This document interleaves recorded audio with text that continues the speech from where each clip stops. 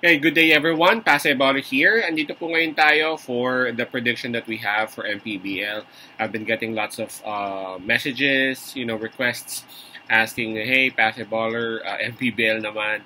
And I gotta be honest, I watch MPBL, but not that much as I do as compared to NBA, PBA, or baseball.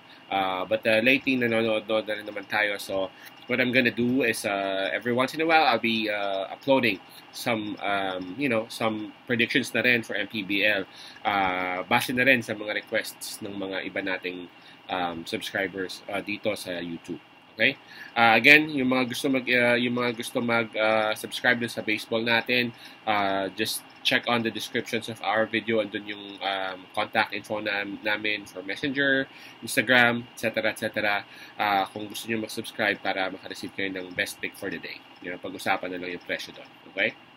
Alright, so sige, for today's game, this will happen at 6 o'clock p.m. Eastern Time. 6 o'clock p.m. Manila time. Sorry, nasanay na tuloy ako. So, malapit na, ano ba? Almost 2.5 hours. This will be between Bicol and Imus.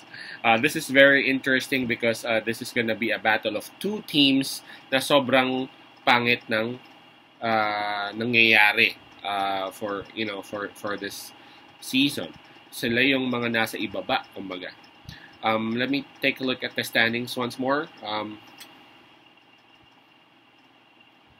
Sorry hindi ko kabisado. Masyado silang maraming teams. But here we go. Alright, here it is. Bicol, they have a record of 1 win and 12 losses. While for Imus, they are at 0 and 13. Diba? Sobrang grabe. 1 and 12 yung isa naman 0 and 13. So Bicol is just actually one game ahead or one game better as compared to Imus. Now, I'm not sure if you guys have been watching yung MPBL. Ako lately, especially nung pumasok yung June and late nung May, nanonood na tayo lagi. And I was able to watch yung games na tong dalawang teams na to nung pumasok nung June. And for Bicol, they have won one game, right? And it was even nakakatawa kasi isang panalo pa lang meron ng Bicol, and yung nakaisa-isa na yon is 1-point win pa. Diba? So talagang sobrang precious ng pagkapanalo nila. They had other two games na natalo for Bicol. So for this June, if I'm not mistaken, nakatatlong laro na sila. Isang panalo, dalawang talo. Yung dalawang talo, yung isa medyo malaki ang namang, yung isa naman hindi gaano. Now, if you take a look at Imus, yung Imus, grabe. They've also had like 3 games for June. Tambakan. Sobra. I watched, especially that game that I watched, yung against Bataan ata yun. Wala talaga. Right now, nasa Imus ako. Dito ako nakatira sa ngayon to assist my father who's actually badly ill. So, dito ako ngayon sa Imus nakatira. So, pinanood ko yung sinusubaybayan ko yung Imus lately, and grabe, mapapailing ka na lang talaga if you would watch their games. I mean, no disrespect. If you'd watch the games of Bicol, if you'd watch the games of Imus, you would see some trends, you would see some plays, you would see some forms kay Bicol Kay Imus kasi, I don't know, di ko magets Di ko gets yung what they're trying to do. They have this one Phil Foreign player, yung Popovich. Medyo reliant lang sila doon.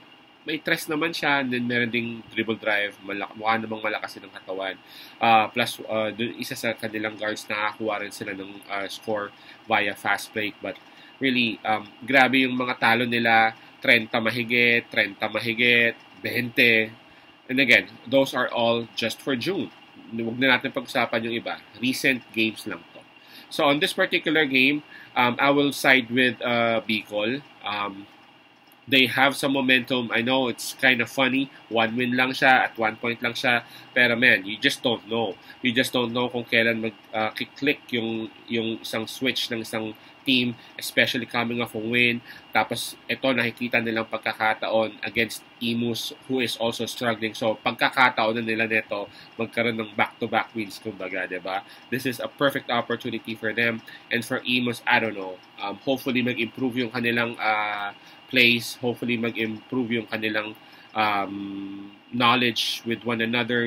Minsan dun yun eh. Alam mo naman yung FPBL, daming bagong dumarating, madaming bagong maalis, di ba? So, medyo hirap din sila sa adjustments. Pero tingin ko dito, again, in terms of money line, I will go with Imus. Not Imus, sorry, Bicol. Naluluto na tuloy ako. Now, tinignan ko yung spread kanina, medyo malaki minus 6.5. So, medyo pass ako doon sa spread, minus 6.5 kasi again, nanalo man ng Bicol, yes, pero isa pa lang yun at 1 point lang siya. So, hindi natin masasabi. Hindi natin siya mahuhusgahan, kumbaga. Tingin ko masyado siyang malaki.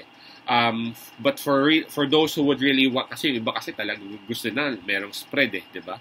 Para medyo mas malaki yung kanilang kunin. I would still side with Bicol, man. I don't know if you guys have been watching yung sa Imus. I'm not Imus native, so hindi naman ako talaga purely sumusupport sa kanila. Pero I still want to support them because that's where I'm at now. Pero wala talaga eh. Sabi ko pa nanonood ako, pwede pa ata ako dyan mag-try out. Pabiro kong sinasabi. So, again, my primary pick would be yung, yun nga, Bicol, Moneyline. But if you guys would want to take on yung spread, minus 6.5, I would still side with Bicol, minus 6.5.